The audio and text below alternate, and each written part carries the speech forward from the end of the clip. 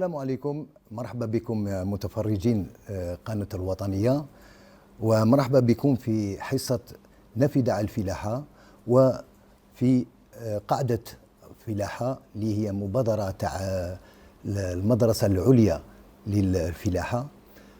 واليوم كما نعرفوا رجعت لا تكنولوجي حاجة أساسية ولازم تدخل في الأغريكولتور. كما يشير رئيس الجمهورية في ماشي في خطره برك بزاف الخطرات قال وصرح بني لا تكنولوجي لازم الفلاحين يتقربوا لها، ولهذا المؤسسات الجزائريين هم يحوسوا على حلول باش يديفلوبيو لاغريكولتور في الجيري. الوغ في هاد لي ميزور هادو اللي خداو لي زاغريكولتور الجيريان، المؤسسات هذوما اختاروا باش يروحوا لا جيستيون دو لا كارتوغرافي، سيتادير لا جيستيون كي اون نيسيسيتي يعني دو جيري لو سيكتور agricole. Alors, il répond à plusieurs secteurs d'activité, comme les services publics, privés, les domaines, ou la défense également. Donc, اليوم راح نهضروا على la cartographie وما هو يعني الرول تاعها في لو ديفلوبمون تاع لاغريكولتور اون الجيري. ولكن باش نهضروا على هذا الموضوع هذا عندنا اخصائيين وشخصيات يعني في الموند اغريكول. نبداو بالاخ حرطاني طارق اللي هو مدير العام تاع المدرسة العليا للفلاحة. مرحبا بك يا سي حرطاني. شكرا، مرحبا وصحة فطوركم. معنا أيضا سي نقري رشيد اللي هو مدير عام تاع الانستيتو سوبيريور دو ليريغاسيون اي لو دريناج، يعني ضف المياه. أهلا بك سي نقري. ميرسي بور لانفيتاسيون، صحة فطوركم. ميرسي بور لانفيتاسيون، صحة فطوركم. ميرسي. معنا أيضا سي محمود أيت عبد الرحمن اللي هو عبد الرحيم باردون اسمح لي. الو محمود أيت عبد الرحيم اكسبلوطون في تيرت. مرحبا بك. يسلمك، بارك الله فيك. Merci pour l'invitation. En tant que فلاح, je suis content de me retrouver avec la recherche et avec les scientifiques. C'est rare d'ailleurs que les agriculteurs soient invités. Merci au Sahaf. مرحبا بك مرحبا بك. On va parler de ça justement. Alors عندنا ثاني سي عبد الحق كبياش اللي هو خبير في لا فالوريزاسيون دي ريسورس هيدريك، يعني كيفاش يقولوا لا فالور. فوالا مرحبا بك. فوالا تثمين المياه. مرحبا بك. شكرا سي جمال، بارك الله فيكم. صحة. ومعنا ايضا سي ابراهيم جريبيه اللي هو ثاني واحد من المؤسسين تاع هذه القاعده الفلاحيه، اللي هو رئيس غرفه الفلاحه لولايه الجزائر. سي ابراهيم معروف ثاني في الميدان تاع التواصل مع الفلاحين. مرحبا بك. صحة سي جمال وصحة فطوركم الجميع ان شاء الله. فوالا. الو اذا راح نهضروا على لا كارتوغرافي، مي قبل ما نبداو الديبا هذا نديروا فاصل ونرجعوا للفوضى.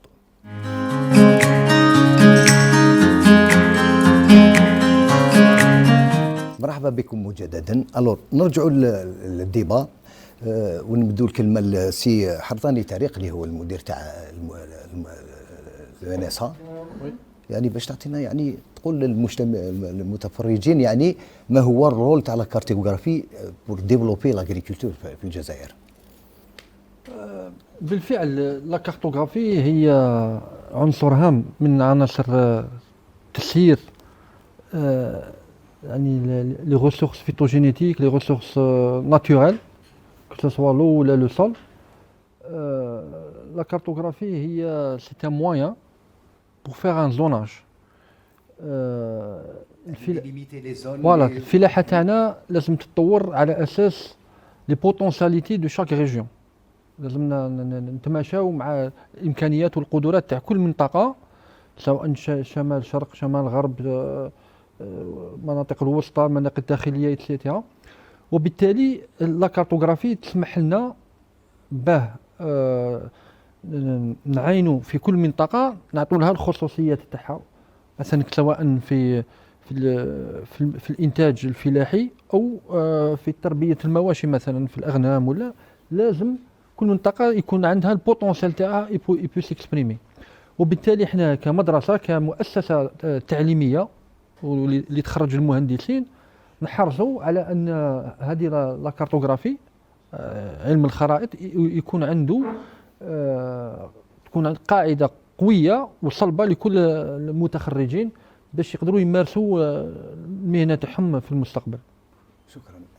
سي نقري شريف، انت والله ربما عندك نظره واحده اخرى على لوتيليزاسيون تاع لا كارتوغرافي، يعني البوتنسيال كي بو ريبريزونتي بور لو ديفلوبمون. شكرا. بسم الله الرحمن الرحيم. يعني M. Hartani déjà il a posé les premiers jalons quant à les objectifs de la cartographie. La cartographie peut être utilisée dans différents domaines.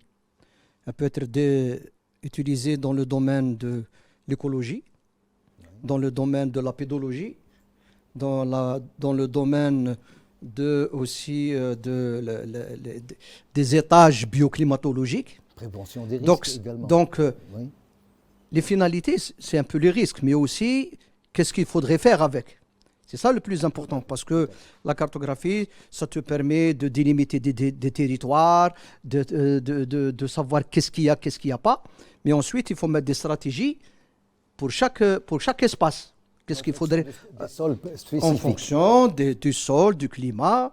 Et là, c'est juste un outil d'aide à la décision de ce qu'on voudrait faire dans ces territoires. Maintenant, si je reste dans la cartographie pédologique, c'est juste un outil qui nous permet d'aller plus vite sur le terrain, de faire des cartes pédologiques, de délimiter les unités pédologiques sur le terrain, mais seulement ce n'est pas une finalité. Elle nous permet d'aller plus vite, de cartographier des espaces très importants, mais ça demande quand même une validation de l'ingénieur sur le terrain. Ce qu'il a vu sur l'image, il a délimité, mais il faut qu'il parte sur le terrain pour vérifier ce qu'il a délimité. Est-ce que ce qu'il réellement il est en train de penser, lui, ce qu'il a vu, et l'information de terrain et la validation quand il sort sur le terrain permet de dire effectivement que cette signature spectrale de l'image du satellite représente, je dis par exemple, c'est des sols argileux ou c'est des sols sableux, mais il faut qu'ils partent sur le terrain pour vérifier. Ensuite, en revenant au niveau du bureau, il dit que telle signature spectrale représente des sols argileux, ou bien représente des problèmes de salinité, ou c'est un problème, ou c'est des sols sableux ou argileux, ainsi de suite. Et là, il pourra faire ensuite faire une modélisation. Cette modélisation permettra qu'il pourra faire tourner des informations sur un logiciel et qui va lui dire comment cette distribution de cette information qui lui il a identifiée, comment elle est distribuée dans un espace agricole. Très bien. Pour ce qui est de la pédologie. Maintenant, il peut faire de la cartographie pour délimiter disons, tout ce qui est en relation avec la botanique ou l'écologie. À ce moment-là, on va dire les différents étages bioclimatiques. Voilà, là on est vraiment dans le truc au niveau de la steppe, subhumide, humide, ainsi de suite. Ça, c'est un outil aussi qui peut déterminer les différents étages et déterminer quelles sont les espèces et la distribution des espèces au niveau de ces territoires. Et des cultures qui peuvent aussi être... Maintenant, dans la pédologie, l'écologie. Maintenant, on parle aussi pour ce qui est des cultures.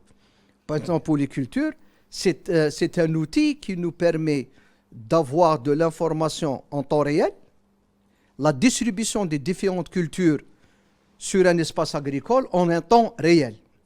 Et de même, et ça, on parlera par la suite, parce que c'est un outil qui nous permettra d'aller vers des statistiques.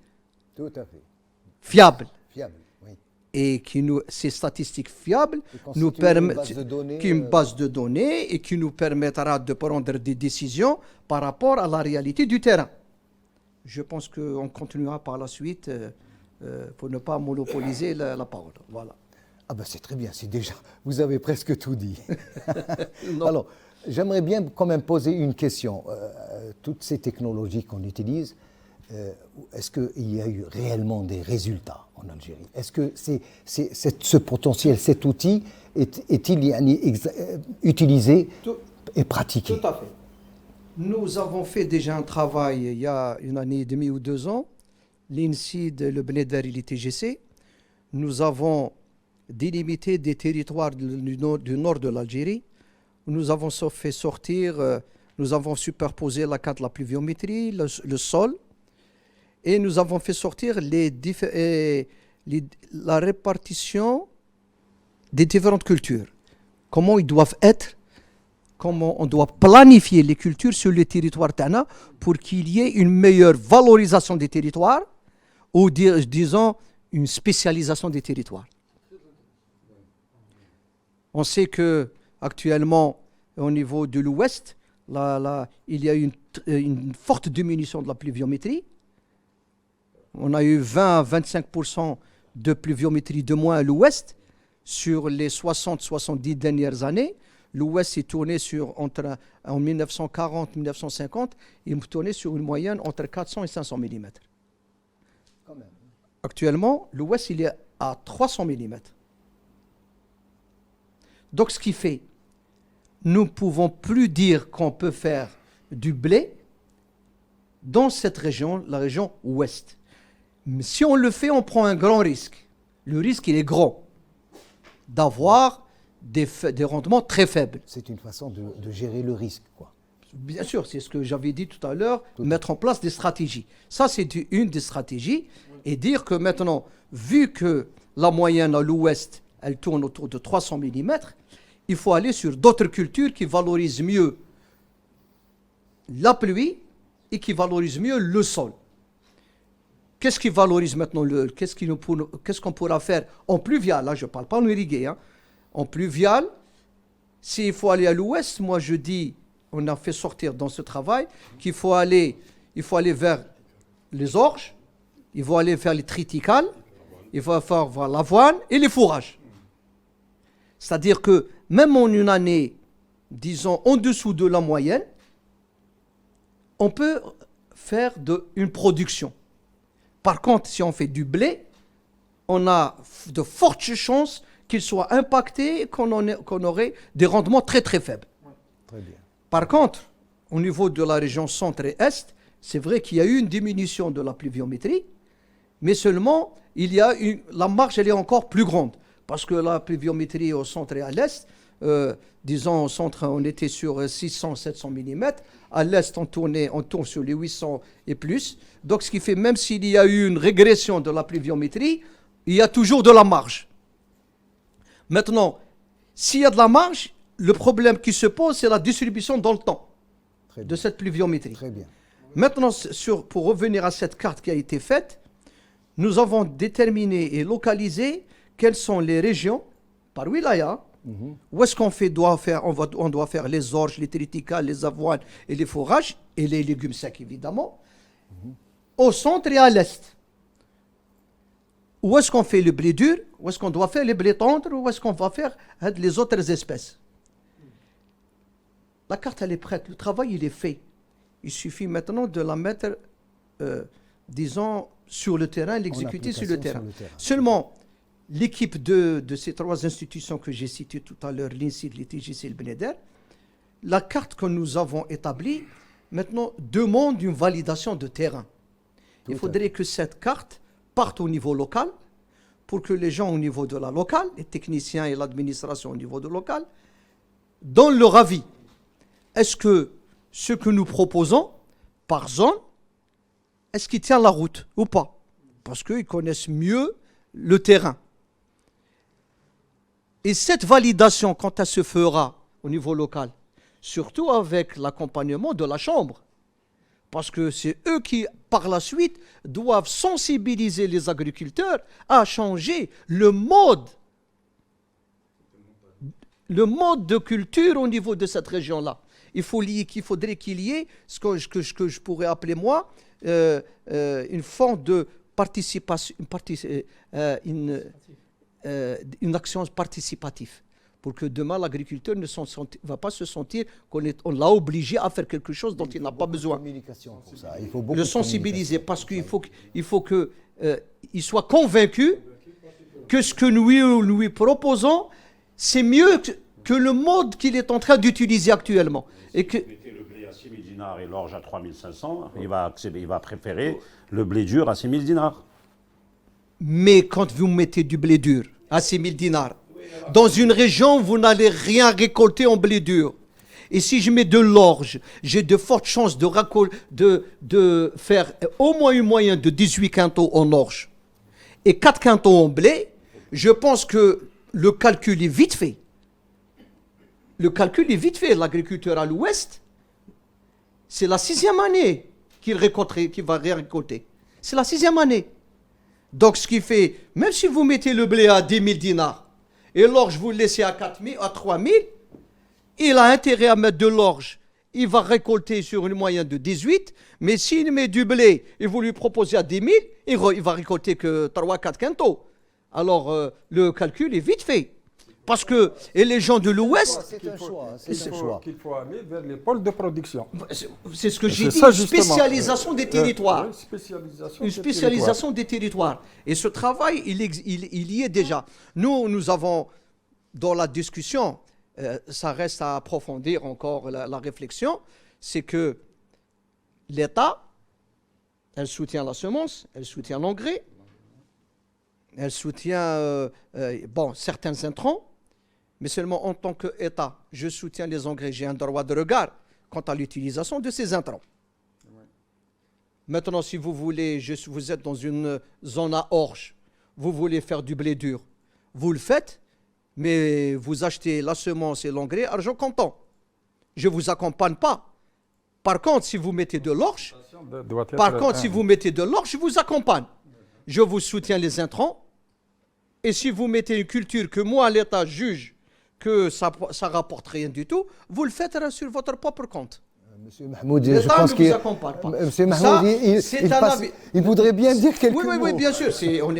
On est là pour partager les opinions, les avis. Pour le soutien des engrais, il y a certaines doses qui est préconisée par certains instituts spécialisés, mais au-delà de la dose Hadi, l'État ne soutient pas. C'est ça la subvention qui est donnée, les 50%.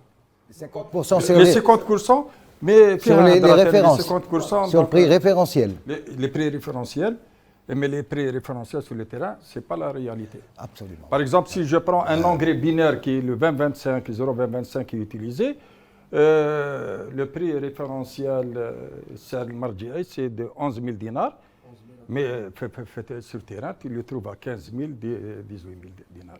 Il est peut-être en deuxième main ou là. Un autre problème. Voilà, bon. Je préfère maintenant, je pense qu'on a provoqué un peu le débat. Oui. Voilà. J'aimerais, je sais qu'il est en train de piaffer pour dire quelque chose. Oui, avant que ça refroidisse.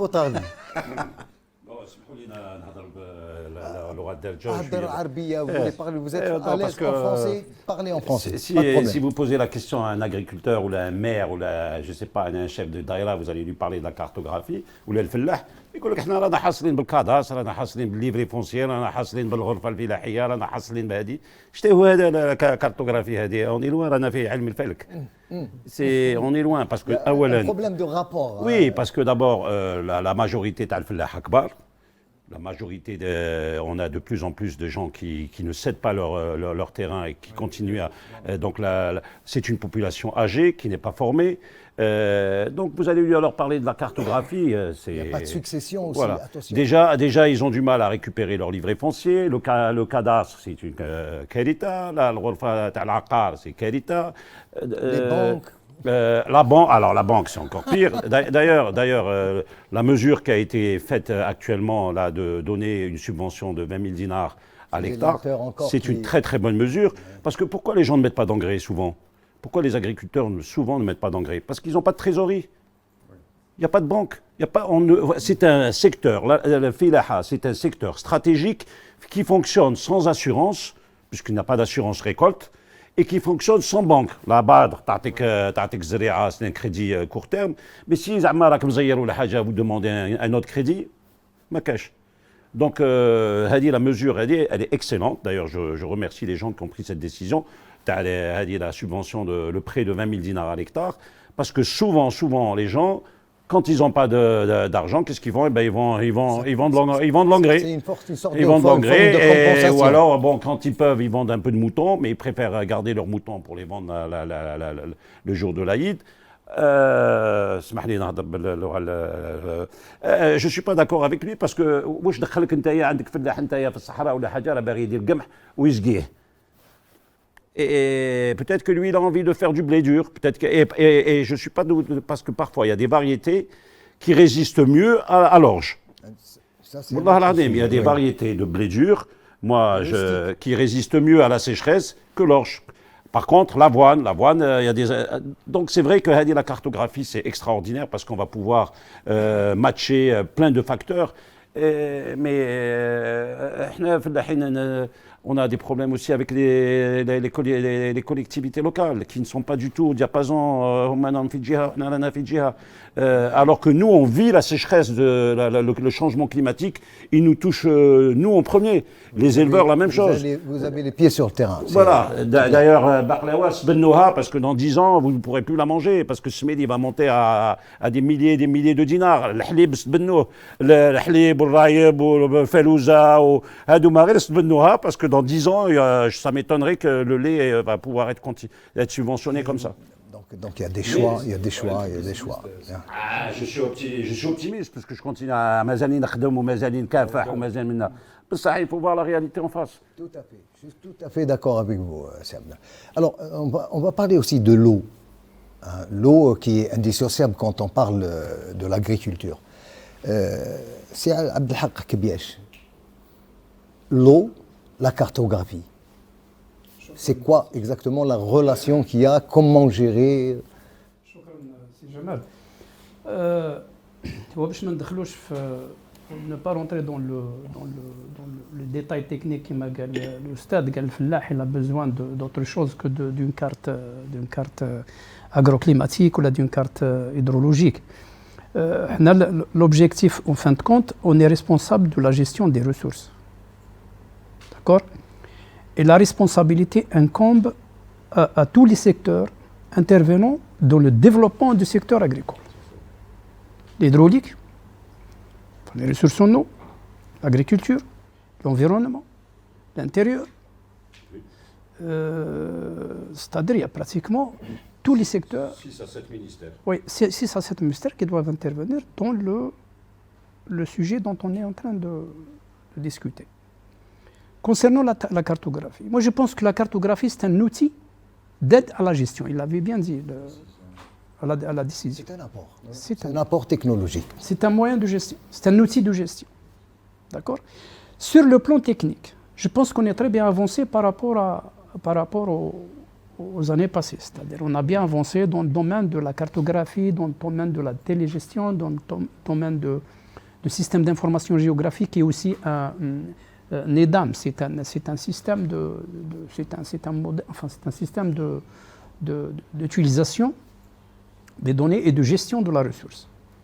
La cartographie, elle va nous permettre, elle va nous donner une image sur la situation des ressources, les potentialités dans chaque région apparentes de la région.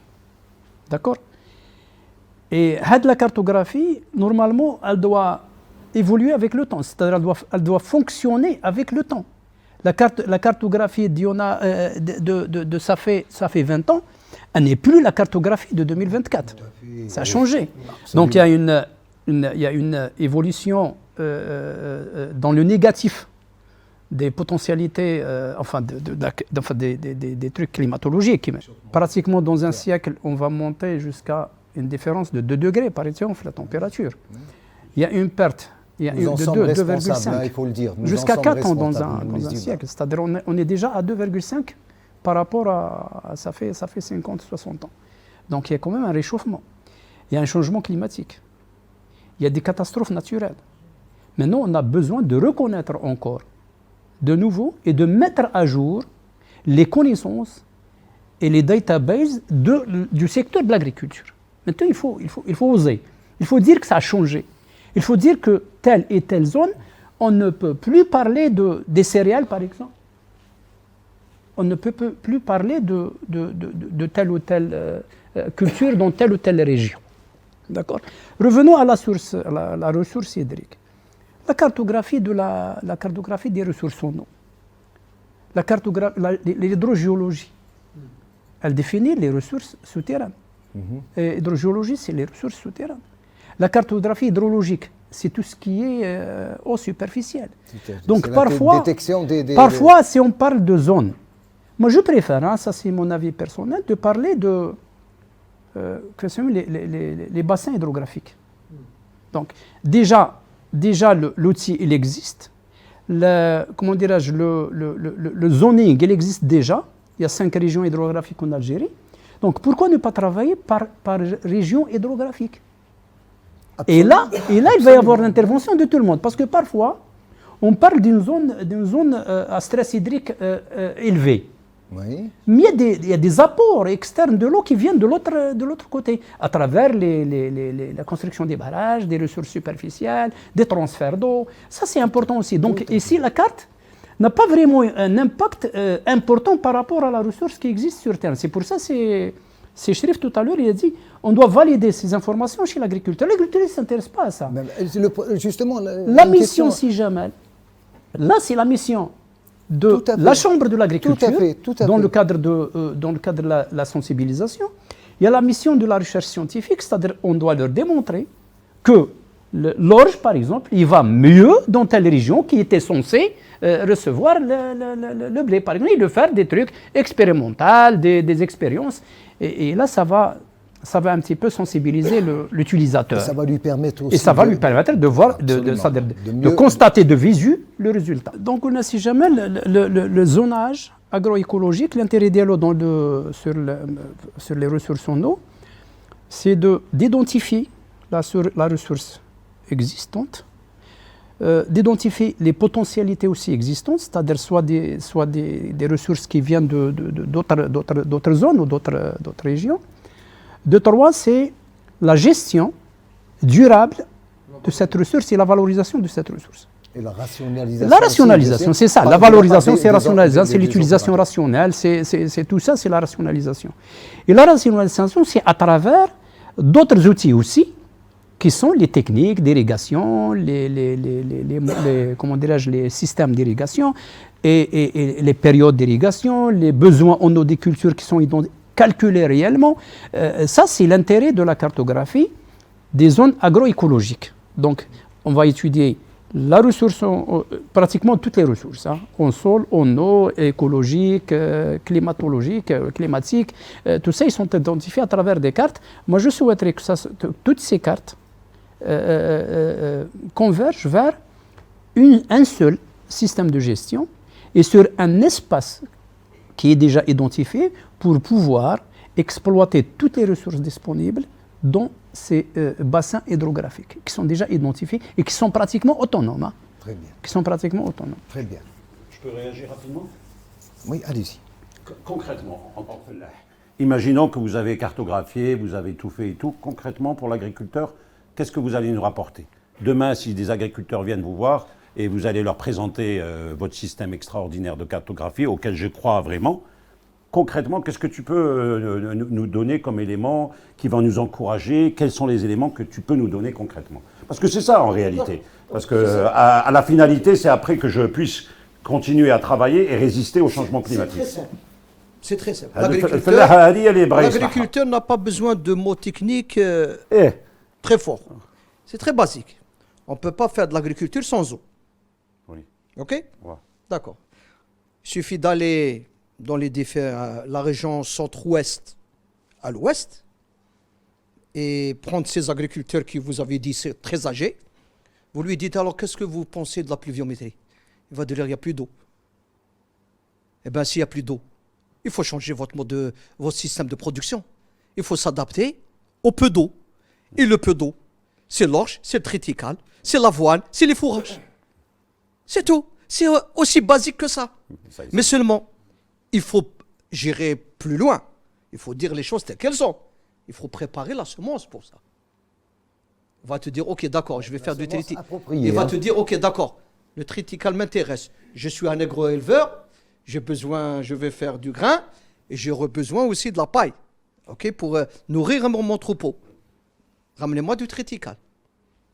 Là, c'est vrai que ça pose problème. Il faudrait que la stratégie à mettre en place, il faut qu'elle soit incitative et dire que la semence existe et l'État, je suis là pour t'accompagner.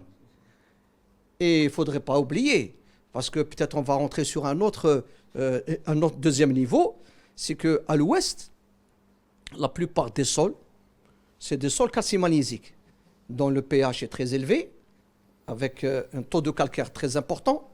Déjà, d'origine, ce n'est pas des sols à blé. D'origine. Déjà, techniquement, pédologiquement, tu mets du blé, je sais que c'est 30% de moins de production. Parce qu'il y a déjà des contraintes pédologiques. Donc, ce qui fait le blé ne pourra pas exprimer tout son potentiel. Déjà, il y a une contrainte. Mais qui pourra valoriser cette contrainte? C'est ce qu'on avait dit tout à l'heure. Ces espèces-là valoriseront non seulement les 2 gouttes dont on a parlé, et valoriseront aussi ce type de sol. Oui, mais Très bien. Les TGC ne fait plus d'essais pour pouvoir permettre aux agriculteurs de... C'est une autre question. Maintenant, pour ce qui est de deuxième point de cartographie, c'est pouvoir faire la carte, c'est pouvoir faire, dans cette cartographie, faire la carte d'occupation du sol. Par exemple, si on prend une wilaya, la cartographie va nous permettre de délimiter les différentes cultures qui existent dans cette wilaya. L'arboriculture, les différentes espèces d'arboriculture, la céréale, le maraîchage. À un temps T, ce que vous avez dit tout à l'heure, à un temps T, si je le fais aujourd'hui, dans 10 ans, je reprends encore des images satellites, je vais faire encore pour voir quelle est la dynamique de l'agriculture de la wilaya 10 ans après. Où est-ce qu'elle est en train de s'orienter, cette wilaya? Est-ce qu'elle va vers l'arboriculture? Est-ce qu'elle est en train de partir vers le maraîchage? Qu'est-ce qui a régressé et qu'est-ce qui s'est développé? Je donnerai un exemple d'un travail d'occupation du sol, d'actualisation de la wilaya de Mostaganem, dont on vient de finir le travail. La première carte, on l'a faite en 2012. On vient de finir en 2023 la carte occupée 10 ans après, la wilaya de Mostaganem. Eh bien, la conclusion 10 ans après, c'est quoi? D'abord, on a remarqué que la SAU n'a pas énormément diminué au niveau de Mostaganem. Ils ont protégé la SAU. Et qu'est-ce qui a changé? On a perdu 3000 hectares de céréales. Mais ces 3000 hectares de céréales, c'est reconverti en quoi? En arboriculture. Et l'arboriculture, c'est quoi? C'est l'olivier et le grenadier. Donc on voit qu'il y a une orientation de la wilaya qui va vers le rustique. Très bien. Parce que la céréale, en pluvial, ne donne plus rien. Donc l'agriculteur est en train de s'adapter de lui-même. Et le développement au niveau de la wilaya, maintenant l'agro-industrie, grâce à cette carte, l'agro-industrie, quand il sait l'orientation que prend la wilaya, il pourra s'adapter par tout ce qui est transformation. Si on est sur les grandes superficies d'oliviers et de grenadiers, on ne va pas installer une usine à chips. Donc, هضرنا على la cartographie, l'utilisation تاعها, c'est un outil extraordinaire, بحق, hein, qui peut rendre énormément service à l'agriculture. Mais il y a un petit problème, c'est la relation بين الفلاح qui est encore rudimentaire, qui est dans la plupart des cas, la relation qui peut exister, comment lui faire parvenir toutes ces données pour باش نجم augmenter la production تاعو, lui donner de la performance et tout ça. Donc je pense que le meilleur acteur, ce serait les chambres d'agriculture et les DSA éventuellement. Alors, c'est Ibrahim Djeribia. Si Jamal, l'agriculteur, il remarque, n'est pas rudimentaire. Hein. Non, rudimentaire dans le sens où la plupart... n'est pas rudimentaire parce qu'il y a une dynamique qui s'est installée. Très bien. Sur les marchés, donc il y a des gens qui sont en train d'affronter la cherté des intrants et les conditions climatiques. Donc, le marché qui il y a une grande disponibilité et sont à certaines périodes ou à certains moments où ils dépassent certains instituts techniques. Donc, ils utilisent la science. Et maintenant, le thème d'aujourd'hui, c'est le zonage agroécologique. C'est un outil, comme on dit précédemment nos amis. Donc, c'est un outil pour la prise de décision. Connaître nos potentialités, c'est très important pour faire une stratégie à l'avenir, qui utilise la science, puisque le président de la République parle beaucoup de la science, l'utilisation. Maintenant, لازم يبان الدور تاع les écoles d'agriculteurs مورانا كما الانسا الجامعات la science. Il faudrait que cette recherche تكون عندها un impact sur le terrain, donc, et répond aux préoccupations des orientations du gouvernement. Tout à fait. Alors, donc, pour ça, il va falloir transmettre justement le filah. La chambre, l'une des missions principales, c'est la sensibilisation, la formation, la vulgarisation. Mais pour revenir, moi, j'ai quelque chose également à dire, parce qu'on en parle beaucoup. Donc, il y a deux éléments importants pour le domaine agricole. Il y a le sol, il y a le climat. Et on a tendance à oublier le sol, puisqu'on parle de zonage. Donc, un zonage pour connaître nos potentialités et connaître nos étages bioclimatiques. C'est très important, et surtout la nouvelle donne des changements climatiques qu'on est en train de vivre actuellement en Algérie de plein fouet. Donc c'est un phénomène mondial, mais nous en Algérie, on est touché par ces changements climatiques. La preuve, l'année 2023, c'est une année de référence en matière de paramètres climatiques. Donc on a vécu toutes les données climatiques. Pour connaître par la suite, il y avait une approche qui a été faite par l'UNSA, où لازم نديروا البلي دور، وين نتكلم الشي شريف وين لازم تريتيكال وين نديروا سي امبورطون. دونك حنا لي سول تاعنا اكتويلمون، دونك il y a la pédologie et le climat. On a deux choses importantes في les sols تاعنا. On a une faiblesse de matière organique, c'est très important. Est-ce que ce n'est pas dû à l'utilisation des engrais chimiques? Non, pas utilisation. Les engrais, on est le pays qui utilise moins les engrais. On peut donner les causes, on utilise 100 000 tonnes, par contre, les propositions de l'IFO, c'est 800 000 tonnes. Donc, on est en deçà des normes de certains pays voisins en utilisation d'engrais, de quantité d'engrais. Donc, là, il y a l'érosion de nos sols. Il y a une faiblesse de matière organique, il y a un pH qui est élevé, avec des chiffres qui dépasse les 8. Donc là, on doit connaître nos potentialités du point de vue sol. Et là où on va aller, cet outil-là nous permettra d'aller vers les pôles de production. Où les blé, où les arbres fruitiers, où d'autres cultures, d'autres espèces. Donc, ce zonage nous permettra de faire une stratégie scientifique dans l'avenir. C'est ça, c'est très important. C'est un outil, comme a dit Sichrif, de prise de décision. Les sols s'appauvrissent en matière organique, donc les céréales. Mais il y a une raison à cela, il y a une raison. Donc il faut changer les mentalités. S'il faut changer les mentalités, donc la recherche doit jouer son rôle, donc elle a son mot à dire, les instituts techniques également. Mais est-ce que dans les campagnes de sensibilisation, est-ce que vous avez des rapports plutôt informatifs, c'est-à-dire est-ce que tu as fait sur l'utilité, le respect de certaines règles de conduite technique? L'agriculture, qui m'a dit Belassi Mahmoud, c'est une entité économique. Tout à fait. Une usine qui fait le boulon, si elle ne vend pas ce boulon, elle ferme. L'agriculture doit gagner. Donc maintenant, on doit le convaincre. Et on doit le convaincre avec des essais de démonstration. قال كما قال السي شريف قبيله سي لا زون هذيك وين ما كاش بريسيبيتاسيون ما نديرش باللي يدير ما نديرش مي فو لو كونفينكر Donc avec des au climat. donc adapter c'est important. Donc là où on met le tournesol, il y a des endroits, des étages climatiques où on fait le tournesol. Mendirouche, je fais d'autres wilayas. Donc il faudrait la réflexion, elle est scientifique. Est-ce que les agriculteurs sont réceptifs? Je veux dire, est-ce qu'il fait un mot au Morado? C'est pas l'agriculture.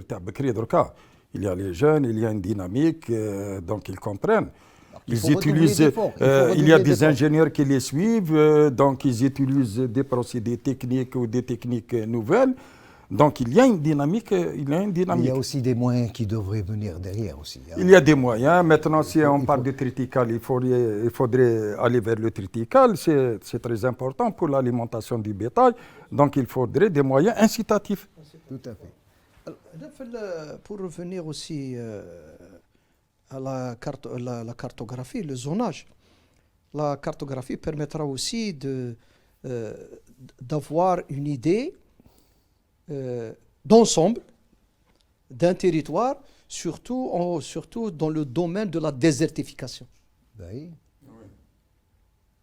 On voit mieux par image satellite la dégradation des espaces et on peut les cartographier pour dire quelles sont les zones qui sont fortement dégradées, qui sont moyennement dégradées et qu'on peut combattre éventuellement. Et qu'il faudrait, donc, à partir de ces images-là, ces images de télédétection, et on a cartographié ces zones-là qui sont touchées par les problèmes de sécheresse, une dégradation du milieu naturel. C'est le risque. À partir de là, on commence à mettre une stratégie.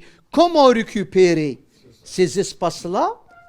Bon, ceux qui ont un stade de dégradation très avancé, le plan d'action est complètement différent que ceux qui sont en voie de dégradation.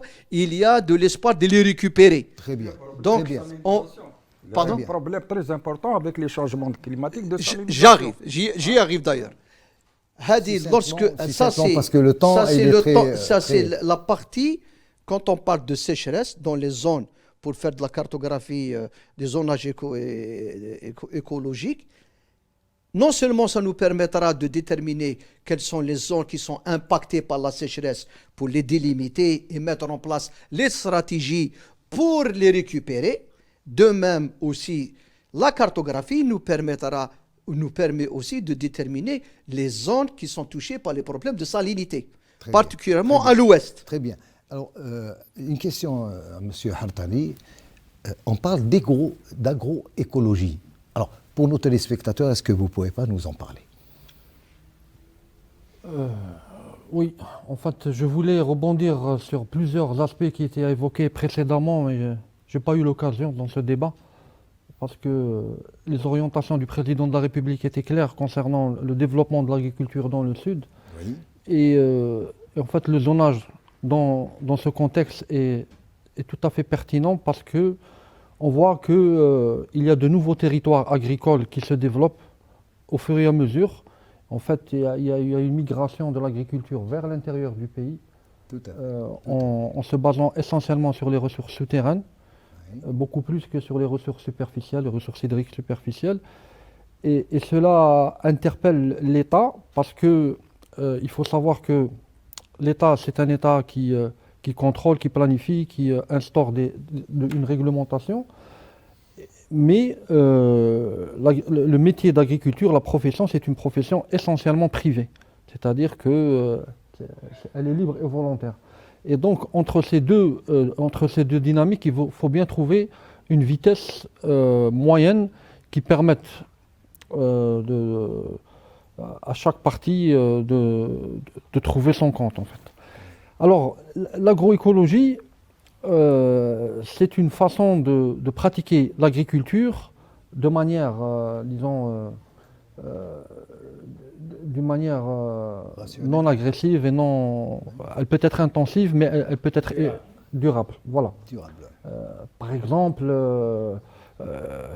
par rapport à la problématique de l'érosion des sols dans le nord, il faut éviter de trop labourer. Il faut, dans beaucoup de territoires, quand il y a une croûte calcaire à faible profondeur, il faut préconiser le semi-direct qui a l'avantage en fait il a l'avantage donc de ne pas retourner à la terre et donc avec nos sols qui sont légers, les vents, etc., en fait, ça met à nu les sols et donc ça ne permet pas, lorsqu'on fait du semis, ça ne permet pas au blé ou à la céréale de se développer. Donc l'agroécologie, c'est un vecteur d'avenir pour le secteur de l'agriculture. Et il faut savoir que il y a une agroécologie au sens large, mais il y a une nouvelle tendance. Donc actuellement, l'agroécologie en milieu urbain, où on essaye de valoriser toutes les poches de terre qui existent entre les villes, notamment dans les villes urbanisées, pour favoriser l'émergence d'une agriculture vivrière qui soit respectueuse des conditions sanitaires, des conditions d'environnement, etc. Très bien. Voilà. Très bien. Oui. Succinctement, parce que le temps, je crois qu'il commence à nous manquer. Insister sur un point important. Parce qu'on en parle souvent que de pluie, de précipitation. Et on oublie le sol. On oublie le sol, donc on doit restaurer la fertilité de nos sols. C'est le point vraiment, moi, que je vois très important, parce que si on restaure la fertilité du sol, donc la matière organique, on aura beaucoup plus de capacité de rétention de l'eau. Ce qui est important, parce qu'on a tendance à oublier le sol et parler surtout de précipitations. Et comment vous faites ça? Donc il y a la matière organique, il faut restituer les champs, comme vous l'avez dit tout à l'heure, il faut restituer. Donc il y a l'élevage, donc il y a justement le muadala qui est vraiment très difficile entre l'élevage, donc on doit chinois, quelque part, prendre la paille ou bien restaurer l'hana. Donc il y a vraiment beaucoup de choses à dire sur ça. Non, les brisants, il faut payer les agriculteurs pour planter des arbres et les payer pour les services qu'ils donnent à l'environnement. Je me rappelle d'une anecdote مع الوزير السابق الله يرحمه قصدي مرباح. كان un technicien qui a posé le problème, c'était autant des domaines autogérés. قال له le sol هذا كيما بليون متقوب. لما كي تدير الماء ما يتعمرش ولا كشغل الانسان عنده اليسار قد ما ياكل ما يسمنش.